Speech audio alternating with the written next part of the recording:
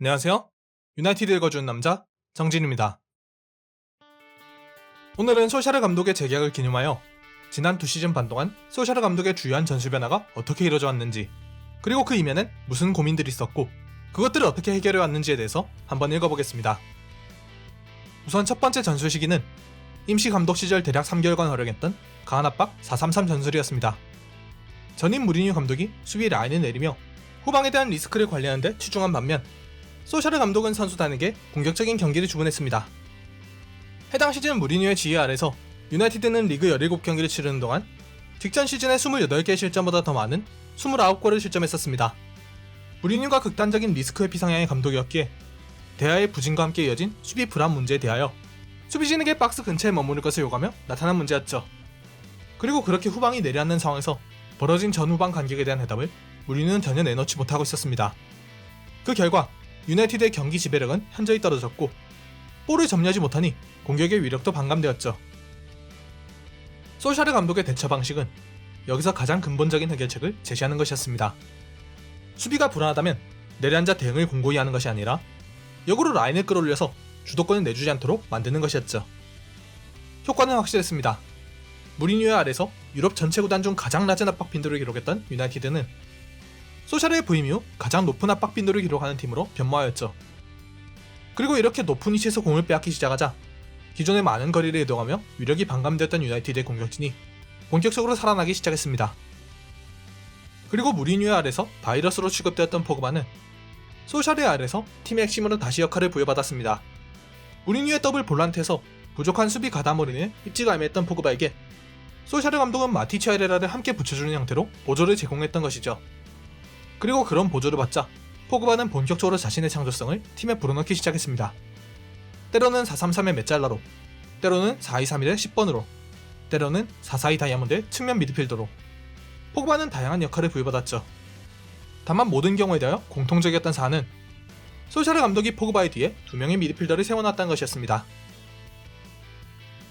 문제는 소샤르 감독의 보다 직선적이고 에너지틱한 축구가 무리뉴의 지휘 아래서 전반적인 에너지 레벨이 떨어져 있던 유나이티드 선수단에게 큰 부담으로 작용했다는 것이었습니다. 그리고 체력적으로 붙이는 시점이 다가오자 자연스레 근육 부상 위험성이 높아졌죠. 공교롭게도 소샤르 감독이 정식 감독으로 부임하고 얼마 지나지 않아서 이런 문제가 연쇄적으로 터져나왔습니다. 임시 감독 시절 소샤르의 축구를 지탱하는 활동량을 보여준 마티치와 에레라가 모두 부상으로 낙마했고, 링가드와 마샬 역시 스쿼드에서 빠지게 되었죠. 레시포드 또한 경미한 부상을 당하며 온전하지 않은 몸 상태로 경기를 뛰어야만 했습니다. 결과적으로 소샤르 감독은 자신의 축구를 구현하기엔 각각 속도와 활동량이 떨어지는 선수들인 산체스와 마타를 스쿼드로 불러들였죠. 레시포드의 몸 상태가 정상을 벗어난 상황이었기에 소샤르는 더는 그에게 측면 역동성을 기대하기 힘들었습니다. 그래서 레시포드를 톱에 기용하는 투톱 체제를 활용했죠. 결과적으로 마타나 산체스가 중앙에서는 4-3-1-2 다이아몬드가 완성되었습니다. 그러나 부상으로 주요한 선수들이 빠진 상태에서 만들어진 이 대형은 임시 감독 시기에 비슷한 전형과는 외형만 같을 뿐 완전히 다른 모습이었죠. 핵심은 중원이었습니다. 마티치와 에레라가 모두 빠진 중원을 메운 것은 프레드와 맥토미니 그리고 안드레아스 페레이라였는데, 이들로는 중원 장악력을 기존처럼 유지하기 어려웠을 뿐더러 후방에서의 볼 배급에 문제가 생겼죠. 자연히 포그바가 내려가서 볼을 받는 경우가 늘어났고 그로 인해 공격력이 반감되기 시작했습니다. 문제는 이것을 해결할 방법이 없었다는 것이었죠. 임시 감독 시절 오버페이스의 대가를 유나이티드는 치러야만 했고, 소샤르는 4-3-1-2, 5-3-2 등 다양한 전술을 가동하며 해법을 찾고자 노력했으나 끝내 임시 감독 시기에 예리함을 되찾지는 못했습니다. 긴급 소방수로 투입되어 급한 불은 잘 잡았으나 전술적인 한계를 맞이한 소샤르 감독은 변화해야만 했습니다. 그리고 수비 리스크를 해소하기 위해 전방의 활동량을 끌어올리는 전략이 장기적으로 스쿼드를 해칠 것이라는 점도 명료해졌죠. 그래서 19-20 시즌 여름 이적 시장의 화두는 수비 불안에 대한 해소였습니다. 수비수 이적료 레코드를 깨면서 해리 맥과이어를 영입했고, 아론 완비사카 역시 상당한 금액을 지출하며 데려왔죠. 루카쿠와 에레라 등이 떠나며 공백이 생긴 공격에 대해선 다니엘 제임스를 도전적으로 데려오면서 최소한의 보강을 하였죠. 시즌 초반 소샤르의 플랜은 명확했습니다. 루카쿠를 떠나보내며 확고한 9번 공격수를 잃은 유나이티드였기에 상대 진영에서 오랜 시간 볼 점유를 유지하는데 어려움이 있었습니다. 최전방에 출전한 마샬의 경우 볼을 지탱할 만한 힘과 체격이 미비한 선수였죠. 그래서 솔샤르 감독은 마샬을 가짜 9번으로 기용하면서 좌우 측면 공격수들의 빠른 발을 살리는 역습으로 이것을 해결했습니다. 동시에 포그바를 참선에 기용하면서 전방으로의 배급을 담당할 수 있도록 고안하였죠. 물론 이것은 포그바가 시즌 초반 부상으로 이탈하기 이전까지의 이야기였습니다. 포그바의 부상 이후론 중원 경합의 강도를 올리기 위해서 프레드가 선택되었고 그 뒤를 바치는 역할로 맥토미니가 낙점되었죠.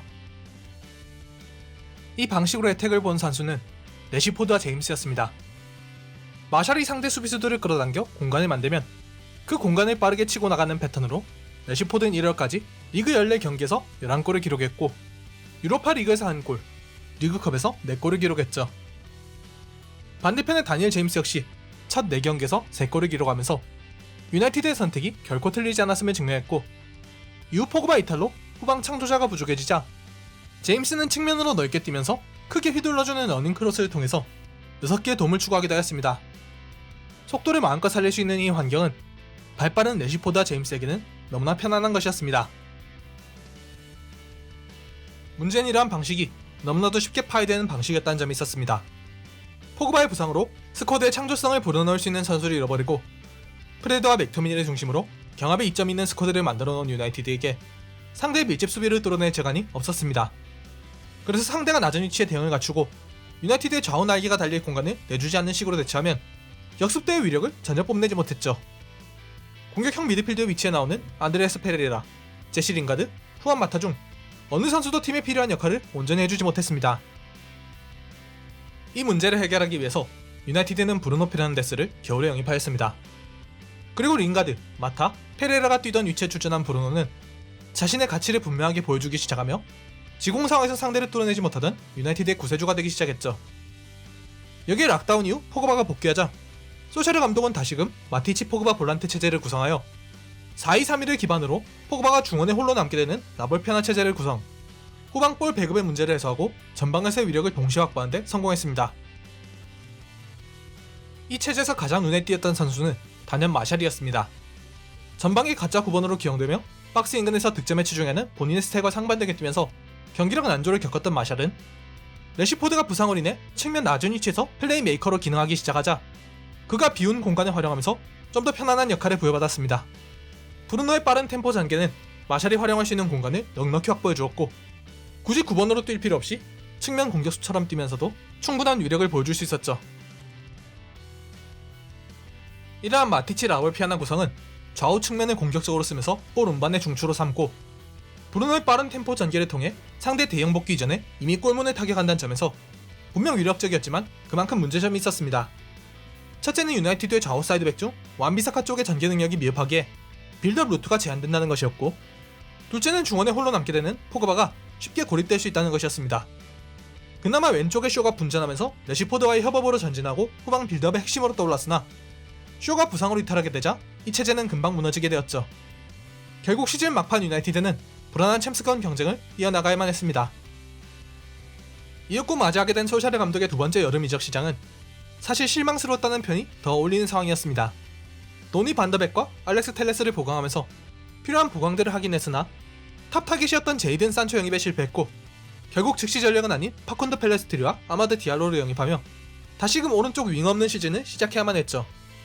에딘son 카바니를 자유계약으로 영입하는 데는 성공했으나 당시는 노장 카바니의 노쇠화로 인한 경기력 저하가 시작되었다고 평가하는 사람이 많았던 만큼 높은 점수를 주기는 힘든 결과였습니다. 그리고 맞이하게 된 2021 시즌 초반은 사실 전 시즌의 전술적 성과를 답하는 형태였습니다. 쇼가 복귀했기에 다시금 마티치 라볼피아나가 가동되었죠. 그런데 문제는 마티치의 기량이 이전 시즌과 비교하면 급격하게 하락했다는 것이었습니다. 운동 능력의 저하, 특히 민첩성의 저하는 포그바를 파트너 볼란테로 두고도 어떻게든 스쿼드 밸런스를 유지하였던 기존의 마티치의 넓은 활동 반경에 직격타로 작용하는 것이었습니다. 이러한 문제가 토트넘전 6대1 대패의 원인으로 작용했고 솔샤르 감독은 마티치 포그바 중원을 레귤러로 태우기에는 무리가 있었죠. 그러면서 선택받은 중원 구성이 바로 프레드와 맥토미니였습니다. 마티치 혹은 포그바의 파트너로 출전하면서 자유로운 수비 압박을 보여주지 못했던 프레드가 뒤를 바치는 맥토미니를 파트너로 두기 시작하면서 그만큼 자유도를 얻어 되살아나기 시작했죠. 프레드, 맥토미니, 브루노로 이어지는 중원 구성은 수비 라인을 이전보다 높이고도 많은 활동량으로 안정성을 유지하는 데 성공했고, 이는 자연스레 공격력의 증대로 확장되었습니다. 다만 측면의 배급자 역할을 맡으면서 마샬에게 좌측 하프스페이스의 주도권을 내어주었던 래시포드가 다시금 주도권을 확보해가며 마샬을 전방으로 밀어낸 것이 정통 9번으로 활약할 수 없는 마샬의 부진으로 이어지는 것으로 문제가 되었죠. 한편으론 후방 빌드업에서 문제가 나타나기도 했습니다. 맥토미니와 프레드는 모두 볼 전개를 주도할 만한 선수들이 아니었기에 유나이티드는 자주 2선과 3선이 분리되는 현상을 겪었고, 상대팀들은 이것을 의도적으로 공략하는 방식으로 대처했습니다. 이에 대한 해결을 위해서 브루노가 종적으로 넓은 범위로 오가면서 볼을 배급하고자 했으나, 이 방식은 안 그래도 활동량이 많은 브루노를 더 많이 뛰게 만든다는 점에서 그의 체력 소진을 훨씬 더 빠르게 만드는 요인이었죠. 결과적으로 겨울 이적 시장이 지나고 얼마 지나지 않아 브루노의 경기력 난조가 나타나기 시작했고, 이는 브루노에게 의존하고 있던 유나이티드의 경기력이 전체적으로 가라앉는 원인이 되었습니다. 그나마 포그바가 돌아오긴 했지만 전성기의 마티치가 간신히 커버했던 포그바 전진 시의 후방 커버를 상호 의존적인 프레드나 맥토미니 어느 한쪽이 감당하기엔 무리가 있었죠.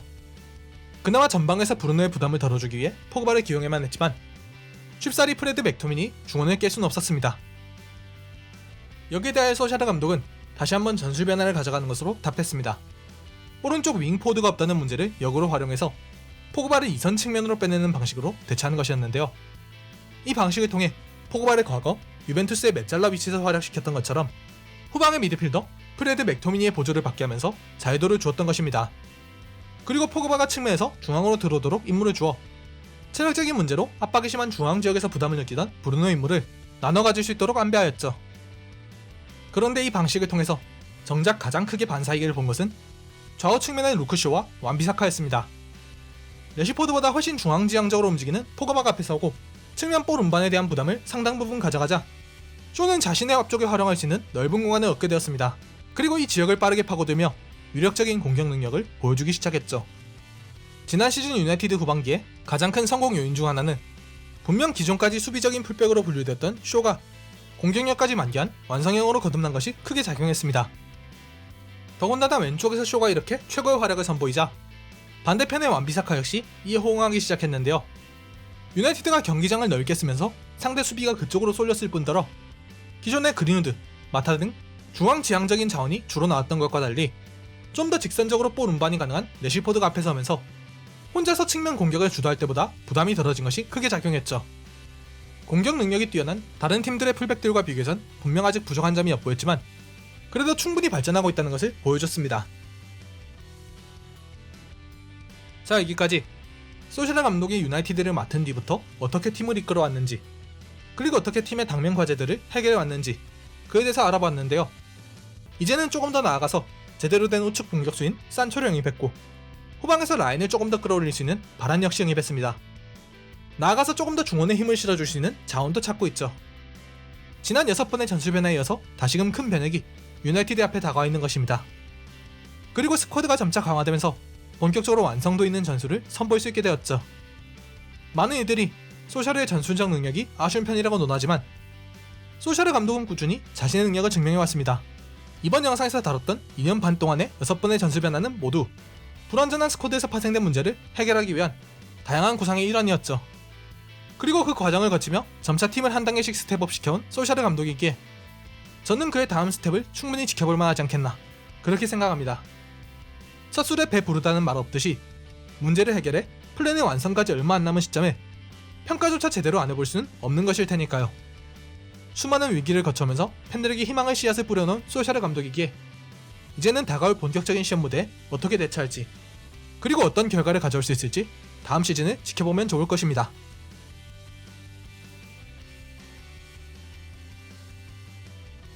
오늘 영상은 여기까지입니다. 영상이 유익하셨다면 좋아요와 구독, 알림 설정을 눌러주세요. 다음번엔 더 알차고 재밌는 유나이티드 이야기로 찾아오겠습니다. 시청해주셔서 감사드리며 다음 영상에서 뵙겠습니다. 지금까지 유나이티드 읽어준 남자 정진이었습니다.